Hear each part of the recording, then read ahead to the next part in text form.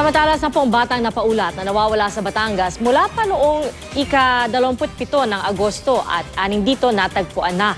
Yung 3, lumiban lang daw sa klase at naligo sa tabing ilog ayon sa mga otoridad. Pero ang 4 na napaulat na nawawalang mga bata ay hindi pa rin nahanap hanggang ngayon.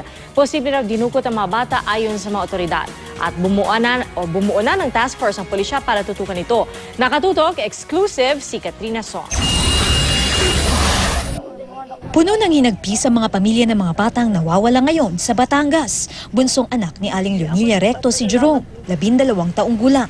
Huli raw silang nagkita ng anak nitong August 27. Nagpaalam daw ang batang didilihensya ng pambaon, pero di na raw nakauwi. Nawawala rin daw ang apo ni Leonilia na si Mika, 11 taong gulang.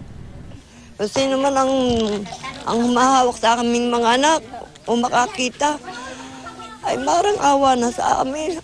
Halos ako'y baka mauna pang mamatay. Halos hindi na rin makakain, kahanap. Palugog namin halos ang Batangas. Kung may balik ko sana ng buhay ang aming mga anak. Bukod sa 2, tuloy-tuloy ang ginagawang paghahanap ng mga otoridad sa Batangas. Sa 2 pang nawawalang batang sina Robin, 14 na taong gulang, at Romar, 11 taong gulang. Base sa impormasyong nakalap ng mga otoridad, ang 4 na nawawalang bata ay karaniwang nakikitang nakatambay raw sa isang convenience store sa bayan ng Bawan. These are misguided children. Tinawag namin silang misguided dahil napapabayaan ng mga magulang in times lalo pagkagabi. Ang ginagawa nila, nagtatambay sila dito sa may mga establishment in Bawan. Isang task force na ang binuo para tumutok sa pagkawala ng mga bata. Ito yung Special Investigation Task Group na pinangalanan namin Batang Anghel, considering minors yung mga nawawala. Kahapon sinabi ng pulisya ng iba pa sa mga napaulat na nawawalang bata ay lumiban lamang sa kanilang klase.